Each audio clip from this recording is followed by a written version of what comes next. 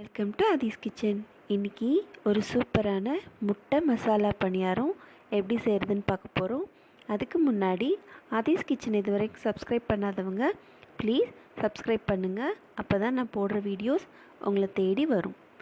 இப்போது ஒரு 4 முட்டை எடுத்திருக்கேங்க. அதை நல்லா பீட்ரு வச்சு அடிச்சுக்கிறேன். நீங்கள் ஃபோர்க்னால் கூட அடித்து வச்சுக்கலாம். அதை ஓரமாக வச்சுட்டு ஒரு கடாயில் 2 ஸ்பூன் அளவுக்கு எண்ணெய் ஊற்றிட்டு 1 ஸ்பூன் கடுகு போட்டுக்கோங்க. கடுகு பொரிஞ்சதுக்கப்புறமா ஒரு துண்டு இஞ்சி, ஒரு பச்சை மிளகா குட்டி குட்டியாக கட் பண்ணி போட்டுக்கோங்க.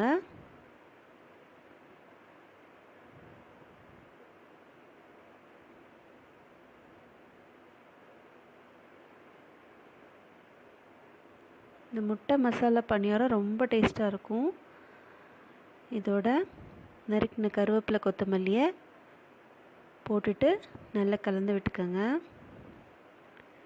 இது முட்டையோட வாசனை கொஞ்சம் கூட தெரியாது. குழந்தைங்க விரும்பி சாப்பிடுவாங்க.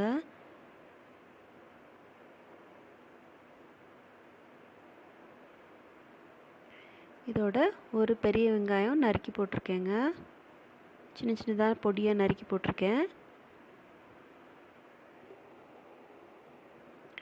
போட்டுட்டு நல்லா வதக்கி விட்டுக்கோங்க.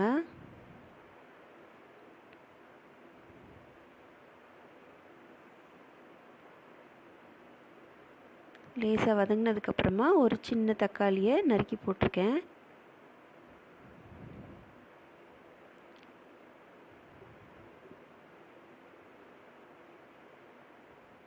இப்போது இது ரெண்டும் வதங்கிறதுக்கு கொஞ்சமாக ஒரு 1/2 டீஸ்பூன் போல், 1/2 டீஸ்பூன் போல் உப்பு போட்டுக்கோங்க.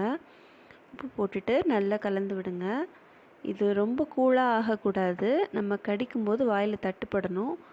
அதனால் கொஞ்சமாக வதங்கினா போதும். இப்போ 1 ஸ்பூன் அளவு கரம் மசாலா போட்டுக்கிறேங்க.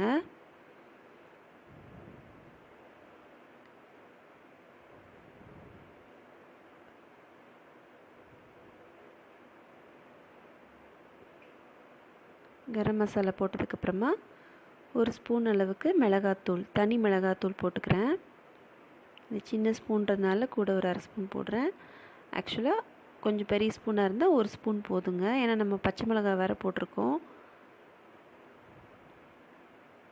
குழந்தைங்களுக்கு காரமாக இருக்கும்னு நினச்சிங்கன்னா நீங்கள் பச்சை மிளகாய் ஆட் பண்ண தேவையில்லை.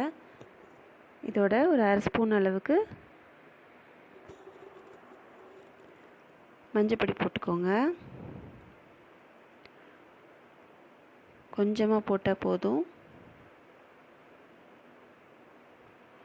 இப்போ நான் 1 கப் அளவுக்கு தோசை மாவு எடுத்திருக்கேங்க. அதாவது மாவு அரைச்சி ஒரு 3ஆவது நாள் 4ஆவது நாள் இருக்கும் இல்லைங்களா, தோசையாக ஊற்றுறதுக்கு வச்சுருப்போம்ல, அந்த மாவை எடுத்துக்கோங்க. இதில் மாவில் உப்பு போட்டிருக்கிறதுனால நான் அதை வதக்கும்போது கொஞ்சம் தான் உப்பு போட்டேன். இப்போ நான் அடித்து வச்சுருக்க முட்டையை இதில் கலந்துக்கிறேன். நல்லா கலந்து விட்டுருங்க. ஒரு பக்கமாக இல்லாமல் எல்லா பக்கமும் ஈக்குவலாக இருக்க மாதிரி நல்லா கலந்து விட்டுக்கோங்க. முட்டை நல்லா கலந்ததுக்கப்புறமா நம்ம வதக்கி வச்சுருக்கோம் இல்லையா வெங்காயம், தக்காளி, அதை இதோட போட்டுக்கோங்க. போட்டுட்டு நல்லா கலந்து விட்டுக்கோங்க.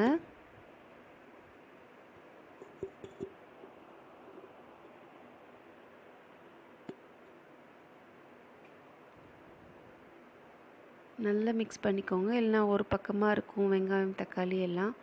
ஸோ நல்லா எல்லா பக்கமும் இருக்கிற மாதிரி கலந்து விட்டுக்கோங்க.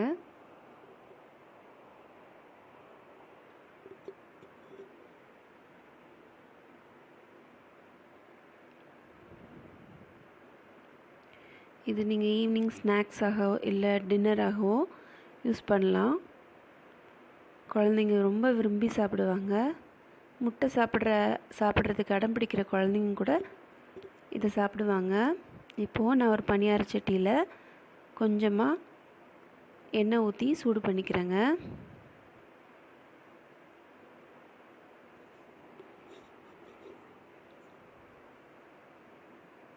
இப்போது அதில் நம்ம ரெடி பண்ணி வச்சுருக்க மாவை ஊற்றிக்கிறேன்.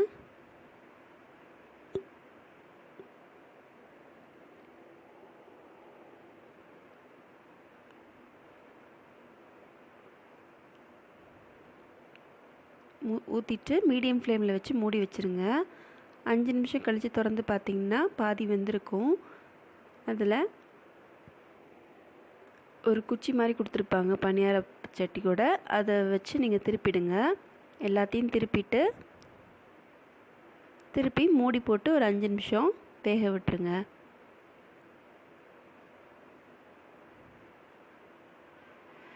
திருப்ப கஷ்டமாக இருந்தால் ஒரு ஸ்பூன் கூட வச்சு நீங்கள் திருப்பிக்கலாம்.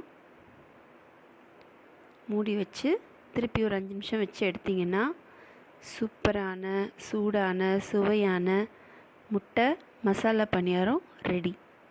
இதில் காரசாரமாக இருக்கும். தனியாக சட்னி கூட எதுவும் தேவையில்லை. சைட் டிஷ் வேணும்னா நீங்கள் ஏதாவது சாஸ் வச்சு கூட சாப்பிட்டுக்கலாம். ரொம்ப ரொம்ப டேஸ்ட்டாக இருக்கும். இதை கண்டிப்பாக ட்ரை பண்ணி பாருங்கள். என்னோடய சேனலை மறக்காமல் சப்ஸ்கிரைப் பண்ணுங்கள். இந்த வீடியோஸ் உங்களுக்கு பிடிச்சிருந்ததுன்னா லைக் பண்ணுங்கள், ஷேர் பண்ணுங்கள்.